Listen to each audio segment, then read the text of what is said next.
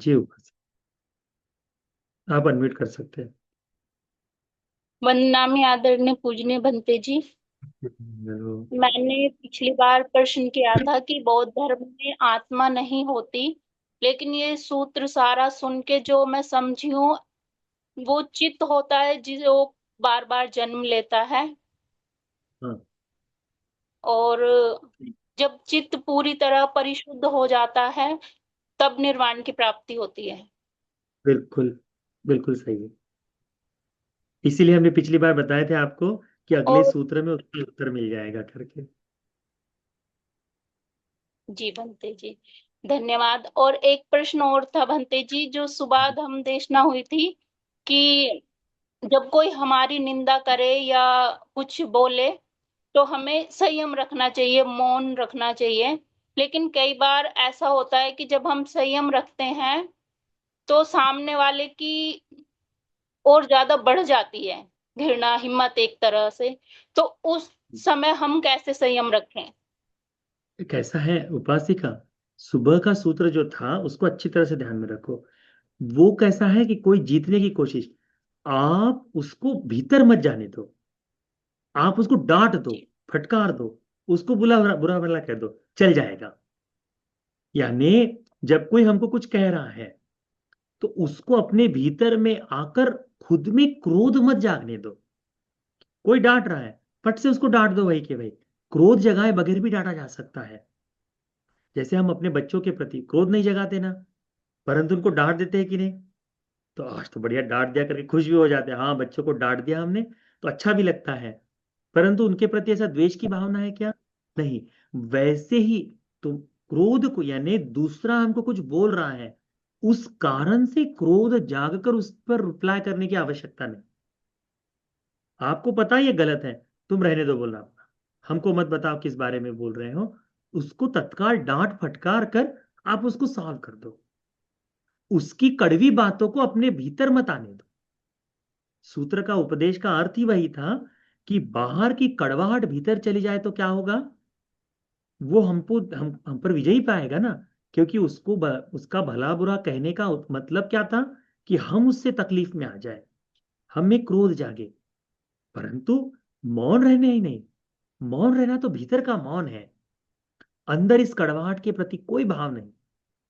केवल डांटने का काम है, उनको समझाने का, देखो भैया तुम अपना काम करो, हमको ऐसा नहीं चाहिए।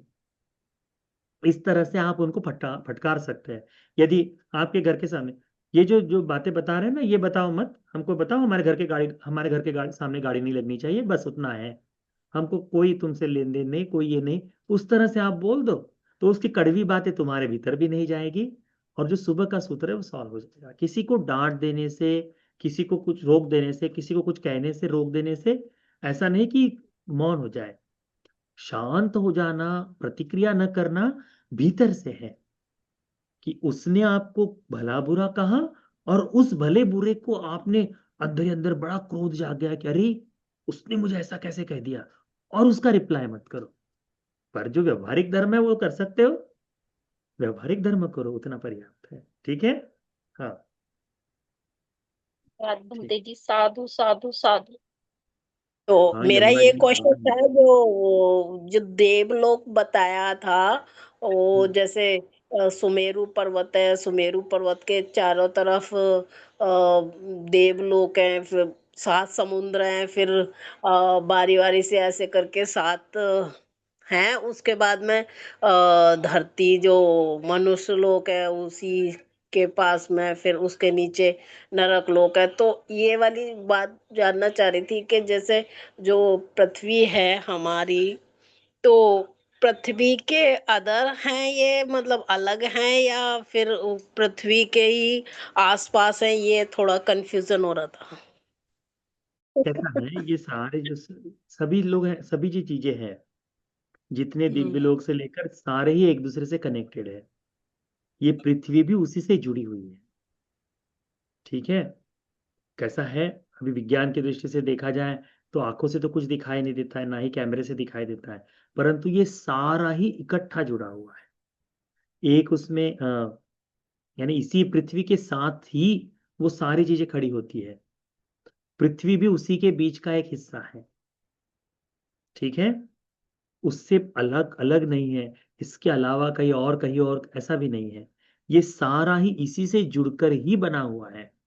केवल इतना है कि वो दिव्य स्वरूप में होने के कारण केवल औपपातिक जो सत्व है, औपपातिक सत्वों में भी केवल वही सत्व जो पुण्य का भाग रखते हैं वही देख सकते हैं। उस सारे सत्व नहीं। जैसे निरय के सत्व इसे नहीं देख सकते, वो भी औपपातिक है, तो उसे वो नहीं देख सकते। प्रेत लोक में उत्पन्न होने वाले जो सत्व है वे भी इसे नहीं देख सकते। ठीक है, परंतु अमनुष्यों में जो है दिव्य, जो असुर जो है उसमें, तो वो जो दिव्यत्व का भाव रखते हैं कुछ लोग, तो वो देख सकते हैं। और दिव्य लोक के जो लोग हैं वो उसे देख सकते हैं। तो वो इसी के साथ में ही जुड़ा हुआ है, इससे भिन्न नहीं है। ठीक है, उसको ध्यान में रखो बस। फिर जब औपपातिक सत्व बन के जन्म लेंगे तो हमें भी दिखाई देगा। ठीक। वंदनामि आदरणीय बंते जी। नवोदय विवेक, बहुत समय बाद। हाँ बंते जी। बंते जी, मेरा क्वेश्चन है, जैसे आप सूत्र में बता रहे थे कि अभी कि जैसे सत्कार या सम्मान भगवान बुद्ध को मिल रहा है उनके पूर्व जन्मों के कारण से, तो जो हमारी निंदा या प्रशंसा होती है वो भी पूर्व जन्मों के कारण से होती है या कुछ और भी है उसमें?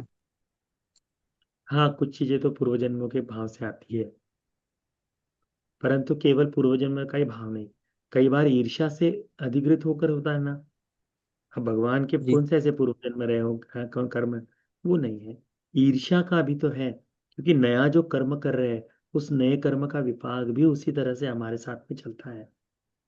लोगों के द्वारा भी तो कर्म किया जा सकता है। सारे ही कर्म पूर्व कर्मों के आधार पर ही निश्चित निर्भर हो, ऐसा भी आवश्यक नहीं है। ठीक है, तो भगवान की निंदा आदि करने के पीछे भगवान कहते हैं कि मैं प्रशंसित इसलिए नहीं होता हूं क्योंकि जो उसके लिए कुशल कर्म करना था वो मैंने कर लिया है।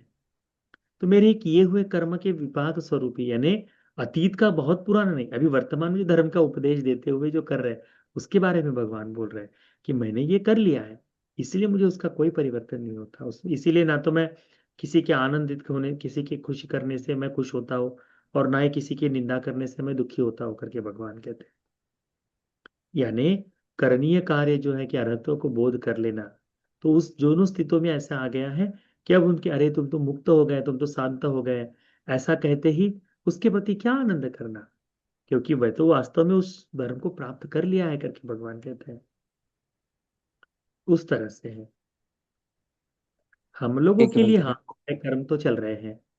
हमारे जो हम जी। सुख दुख भोगते हैं ये हमारे मिश्रित कर्मों का विपाक ही है, अतीत में किए हुए कर्म का। परंतु सारे ही कर्म अतीत के कारण ही नहीं, किसी की ईर्ष्या के से अभिभूत होकर जो कर्म आते हैं, वो ईर्ष्या से अभिभूत कर्म हमें कई बार नुकसान पहुंचा सकते हैं। तो वो एक अलग कर्म हो गया। ठीक है, उसको हमारे ही कर्मों का विपाक नहीं, ऐसा नहीं कह सकते हम। ठीक है, तो उसको भी ध्यान में रखना है। ठीक है।